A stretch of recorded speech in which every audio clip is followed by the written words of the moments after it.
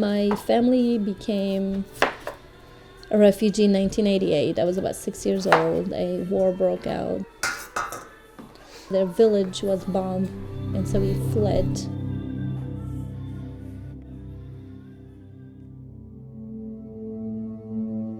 At that time, we thought we're going to go hide in the mountains for safety and then return home. Unfortunately, this time, we couldn't return.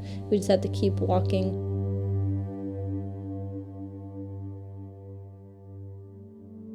And so for about 3 days and nights, we actually crossed the mountain that divides Turkey and Kurdistan of Iraq. And we landed on Turkey and lived there in a refugee camp for about 4 years. So my childhood life was actually in a refugee camp. And then in 1992, my family was selected to be settled in Fargo, North Dakota. I don't know why out of the 50 states, we were taken to a state that is the coldest. And then in 1996, my father and my mom basically came to Nashville and fell in love with it for many reasons. We caravan and we drove from Fargo, and we've made Nashville home ever since. I went to high school here. I went to undergraduate school here and also graduate school, and have been here. And now I have a family of my own. I have my own little family. The United States is quite different from Kurdistan. So the chicken's cooked really well. We'll just let it roast a little bit. There were definitely challenges, but there were also opportunities to adjust into, your new home, your new community. And also learning to really have two identities and be comfortable with it. So what does it mean to be American Kurdish, and being able to be comfortable with that and navigate it.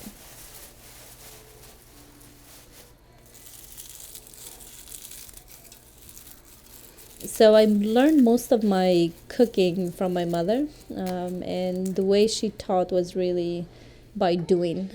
It wasn't really by talking about it or teaching it. So just at a young age, she included me in the cooking process, and now I do it. I joke about how it's Kurdish cooks are quite unique. We don't tend to really measure the food. We just get a sense for it, and we use our senses, like the smell, to see if, okay, the food now is ready, instead of saying, okay, in 30 minutes this will be ready. I've just learned by doing and using my senses. One of my favorite Kurdish dish is known as turshik. It takes time. You make your dough out of wheat and farina. You put it together, and then you fix your stuffing as well. And the stuffing traditionally comes with meat and vegetables and seasonings. And you slow cook it. You have to make the time to actually make your little dumplings, I call them, and then be able to cook it. It's a dumpling stuffed with meat and vegetables cooked in a tomato-based soup. It's probably one of my favorites, although I have a lot of favorites. Probably why I like cooking Kurdish food, because I like a lot of the foods. I grew up with a very traditional, American Sunday dinners, like roast beef and vegetables and mashed potatoes, stuff like that. Food-wise, it's probably like the whole other side of the planet. Like how far away the countries are, that's like kind of the flavor profiles are vastly different. I'm from Minnesota originally, and I grew up in Minnesota. That's where I met my husband. He was a refugee from Kurdistan. We met when we were like teenagers. This year will be our 20th anniversary. We're one of those stories that, people say won't make it, and we have so far. Eventually, we all moved to Nashville because of the large Kurdish population. They've really, really risen to to try to be successful in a lot of different areas and thrive here, but also bring a little of their culture to this area.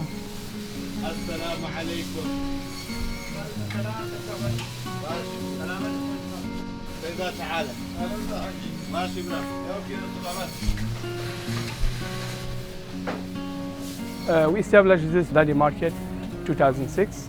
It's a good opportunity in here for us because that was our community needs for the fresh meat, bakery, our food necessities.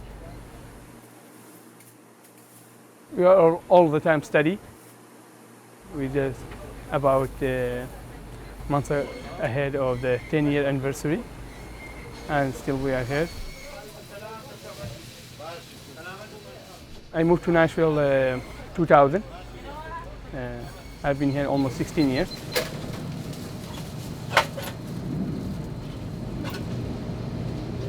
My kids all are Nashvilleian. I have 3 kids. We have a good community in here. The largest Kurdish community in North America. Even there's a nickname they call Little Kurdistan. Many Kurdish family they live here and they keep moving here still.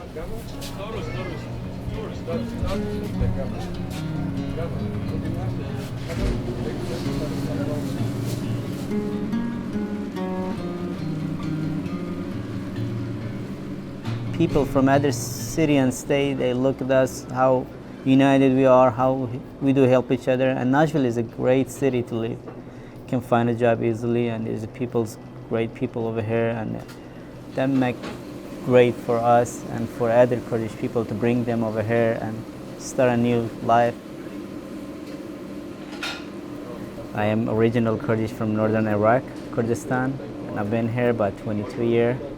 I've been in this business for 16 years, and we've been running the business since then.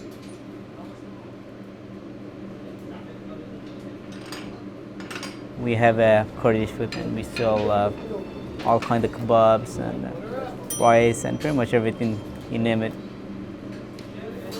A lot of people don't know we are Kurdish until they came here, tried the food, and we tell them our story, where we come from. And with our food, they know where we're from, culture we have. We represent our country with the food. It's what we serve to them and give them pretty much every day.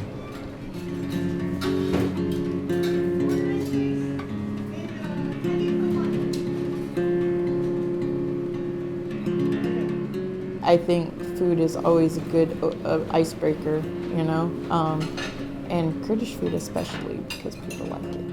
You can have really good discussions over food. It also shows the humanity in all of us. It shows that we all need food to survive, right? And it's a good way to have a conversation. The beauty of the United States is, for breakfast I can have German pancakes, and by lunch I can have Italian lasagna, and at dinner time I can have Kurdish iprachs. And so that's the beauty that I really enjoy about the United States. So I want to be able to also do the same thing and share a bit of my traditional food.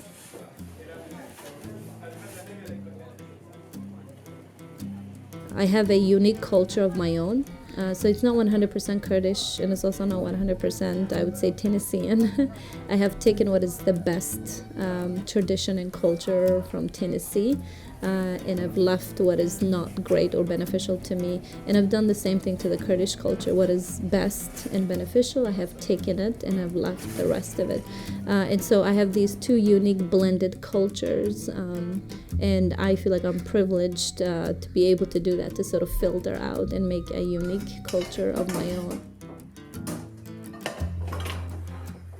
My hope really for not just the Kurdish community, but my community at large, is that we take opportunities to really get to know each other. I want us to move beyond our differences and see our differences as unique opportunities to better our community. And I'm hoping, the Kurdish community is also on top of that.